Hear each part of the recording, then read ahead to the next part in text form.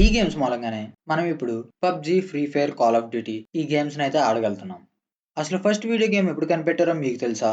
Imagine, ఒకప్పుడు games అంటే simple పిక్సెల్స్తో చిన్న చిన్న బీప్ సౌండ్స్తో ఉండేవి. కానీ ఇప్పుడు మనం అల్ట్రా రియలిస్టిక్ వరల్డ్ అయితే ఉన్నాం.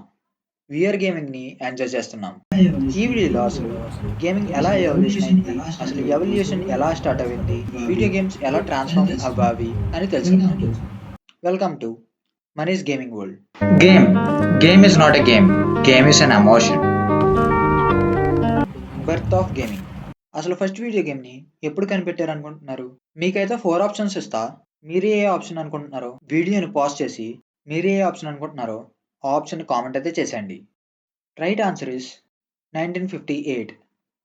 అప్రాక్సిమేట్లీ 67 ఇయర్స్ అయింది. ఇంకా అక్కడి నుంచి స్టార్ట్ అయింది వీడియో గేమ్స్ని క్రియేట్ చేయడం. అసలు ఎందుకు కనిపెట్టారు అనుకుంటున్నారు? అసలు వీడియో గేమ్స్ని ఎందుకు కనిపెట్టారంటే, కంప్యూటర్స్ అనేవి సీరియస్ క్యాలిక్యులేషన్స్నే కాకుండా ఫన్ కూడా జనరేట్ చేయగలవని ప్రూవ్ చేయడానికి. ఈ గేమ్ పేరు టెన్నిస్ ఫర్ ది టూ. ఇదే ఫస్ట్ వీడియో గేమ్. ఈ గేమ్ని డెవలప్ చేసిన ఆయన పేరు William Higinbotham. The birth of arcade and home gaming. 1971లో ఫస్ట్ ఆర్కేడ్ గేమ్ అయితే లాంచ్ అయింది. ఆర్కేడ్ గేమ్ అంటే తెలుసు కదా, ఇందులో ఆడతారు. ఒక మూవీలో ఈ కంట్రోల్స్ని గట్టిగా కొడుతూ హీరో అయితే బాగా ఎంజాయ్ చేస్తాడు. అది ఏ మూవీయో కామెంట్ అయితే చేసండి. ఇమాజిన్, ఇలా రోజు షాప్కి వెళ్ళి గేమ్ ఆడాలి, చాలా చిరాకైతే వస్తుంది. ఆ టైంలోనే కన్సోల్స్ లాంచ్ అయ్యాయి. అప్పుడు ఆ ఫీల్ ఎలా ఉంటుంది? కేక కదా.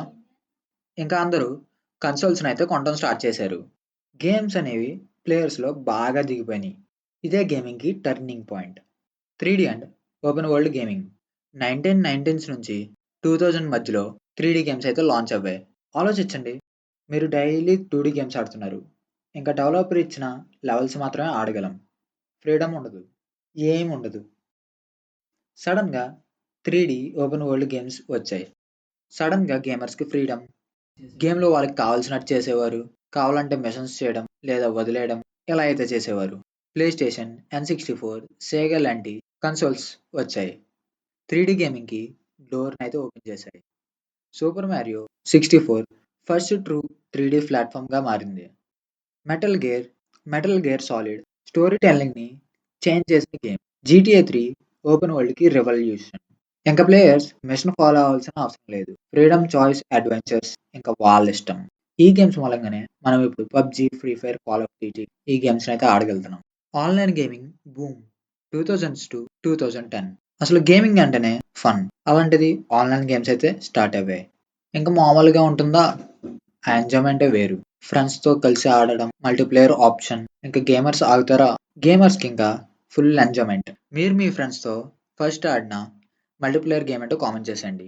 2010s టు ప్రజెంట్ ఇంకా అందరికీ తెలిసిందే, పెద్ద పెద్ద గేమ్స్ అయితే లాంచ్ అయ్యాయి. GTA 5, PUBG, free fire, call of duty ఇంకా చాలా గేమ్స్ అయితే రిలీజ్ అయ్యాయి. ఇంక ఈ స్పోర్ట్స్ కూడా స్టార్ట్ అయింది. మీకు తెలుసా, కొన్ని ఈ స్పోర్ట్స్ ప్రైజ్ పూల్స్ అనేవి కొన్ని హాలీవుడ్ మూవీస్ బడ్జెట్ కన్నా ఎక్కువ. మీకు ఇంకా మంచి వీడియోస్ కావాలనుకుంటే మన ఛానల్ని సబ్స్క్రైబ్ చేసుకోండి.